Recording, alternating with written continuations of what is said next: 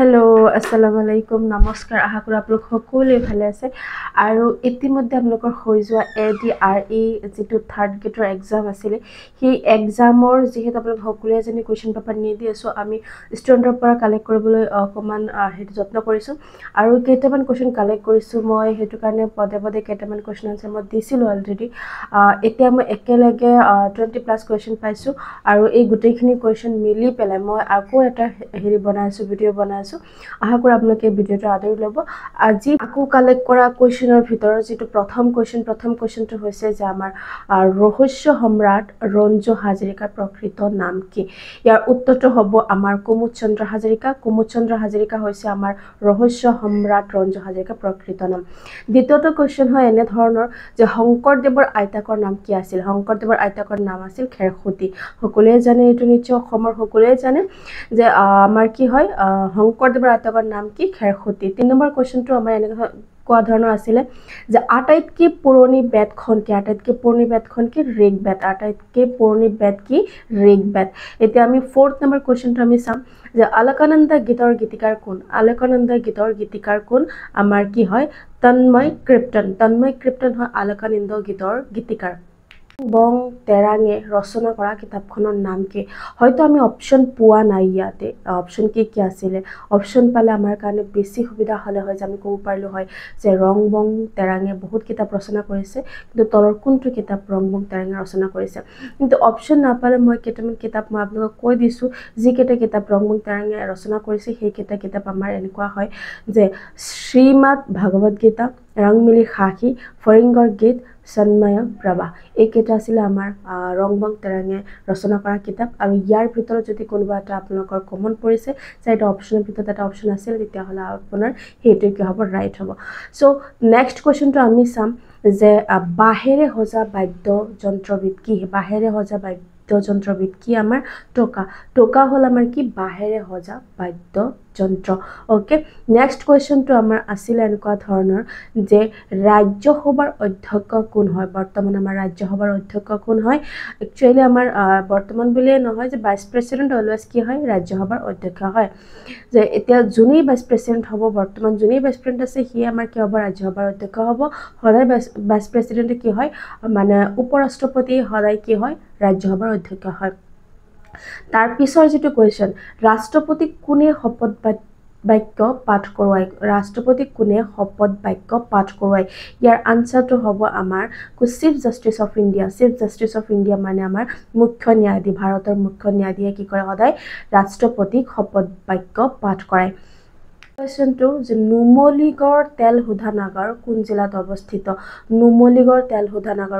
অৱস্থিত ইয়াৰ উত্তৰটো হ'ব আমাৰ গোলাঘাট জিলা অসমৰ নগাঁও জিলাৰ একদম ওচৰতে আমাৰ কি হয় নগাঁও জিলাৰ ওচৰতে আমাৰ কাৰ্বি আংলঙৰ এটো সাইডত কি আছে গোলাঘাট জিলাতে আমাৰ কি হয় অৱস্থিত কি হয় আমাৰ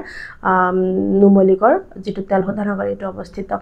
টুকলাই চাহ গৱেষণা কেন্দ্ৰ ক'ত আছে আৰু এটা কোৱেশ্চন আছিল যে কি টুকলাই চাহ গৱেষণা কেন্দ্ৰ ক'ত আছে এটো আনসাৰ আমাৰ কি হ'ব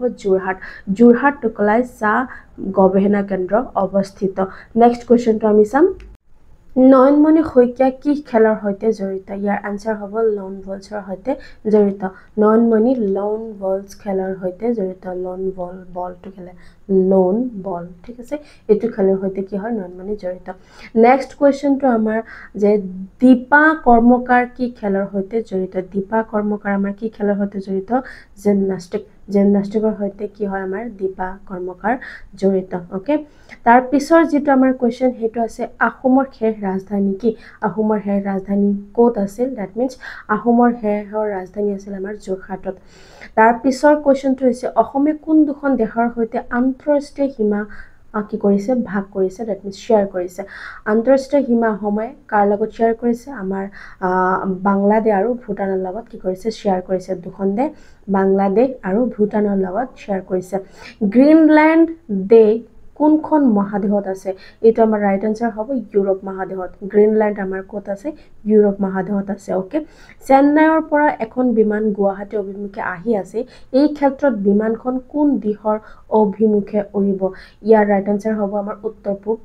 দিহে আমাৰ কি কৰিব উৰিব লাগিব যিহেতু চেন্নাই আমাৰ কোনটো দিশত অৱস্থিত ভাৰতৰ দক্ষিণ অংশত অৱস্থিত আৰু দক্ষিণৰ পৰা যেতিয়া আমাৰ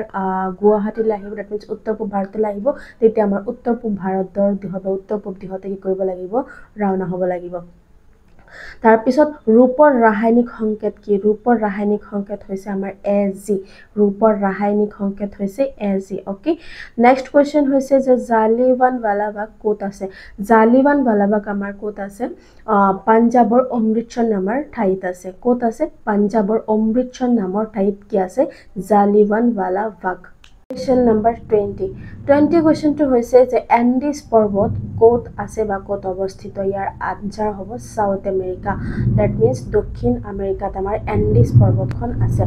নেক্সট কোৱেশ্চন হৈছে যে শান্তশিষ্ট হুষ্টপুষ্ট মহাদুষ্টৰ ৰচক কোন ইয়াৰ উত্তৰ হ'ব আমাৰ ভৱেন্দ্ৰনাথ শইকীয়া আমাৰ কি হ'ব শান্তশিষ্ট হুষ্টপুষ্ট মহাদুষ্টৰ ৰচক কি ভৱেন্দ্ৰনাথ শইকীয়া